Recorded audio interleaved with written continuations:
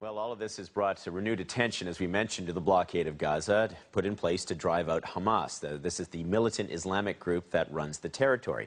Now, it's an ever-growing chapter in the tortuous history of the Middle East. The blockade began in 2007 after Hamas ran its rival out of the territory, and whatever passed for a peace process was cut off at the legs. We have a major political problem. We have a major disaster, a major catastrophe with this armed takeover in Gaza. And the 1.6 million Gazans groaned under the blockade. The necessities of daily life, all desperately scarce. They need clothing, they need spare parts for generators, they need cooking fuel. All aspects of their human life are being destroyed. Some relief flotillas occasionally made it to Gaza's shores, others did not. This morning about 5 o'clock, we was rammed by an Israeli gunboat without any warning, any provocation or anything. Then in 2009, after enduring hundreds of Hamas rocket attacks from within Gaza, Israel pummeled the strip for weeks while the world watched. All this must stop. Both Israel and Hamas must halt their acts of violence.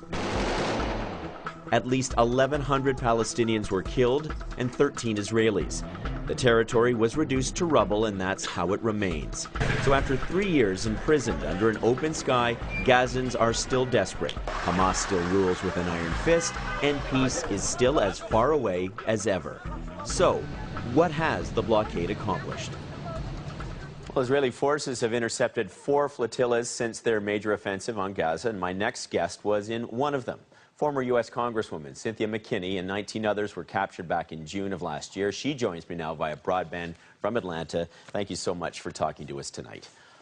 Thank you for inviting me to be with you. I watched your intro with great interest and found that there were some grave inconsistencies with the facts.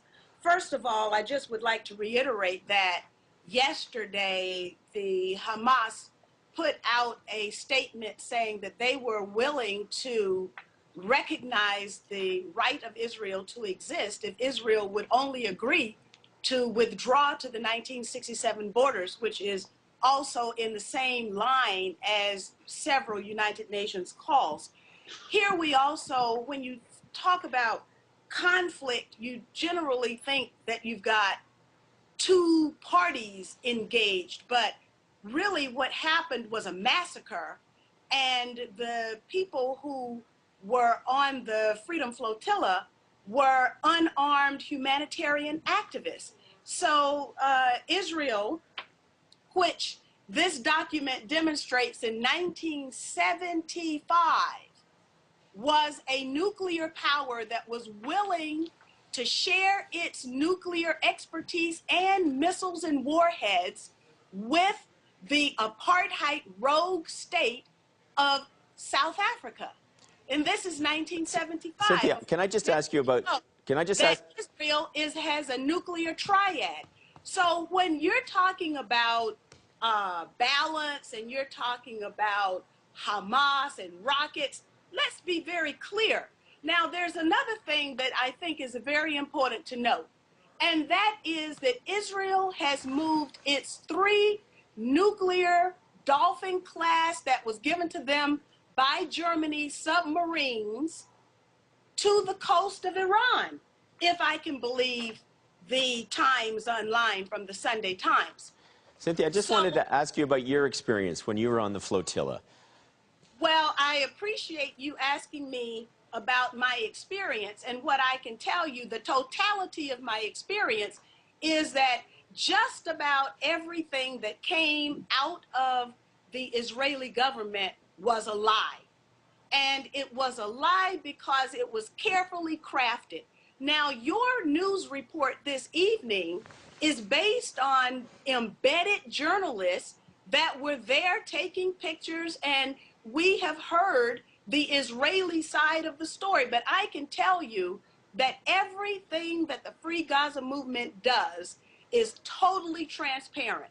They are totally unarmed. They are totally non-threatening to the state of Israel.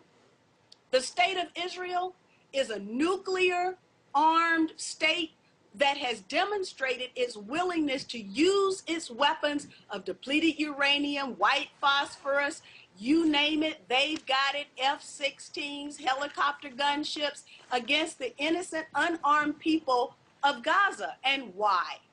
Because in free and fair elections, the people of Gaza chose a government that Israel and the United States did not like. They chose Hamas to be their legitimate representative in domestic affairs as well as in international affairs. All right. Thank you. For that reason, Ariel Sharon and the state of Israel imposed the blockade on Gaza that we are trying. Okay, Cynthia, I was hoping we could have a conversation about your experience but I see you want to take it in a different direction, so let's end it there. Cynthia McKinney speaking to us tonight from Atlanta. Well, years of conflict and isolation have made every day a struggle for the population of Gaza. About 80% of the households in Gaza rely on food aid to survive. About 70% live on less than $1 a day. And since the 2009 invasion, restrictions have prevented Gazans from rebuilding some 12,000 homes.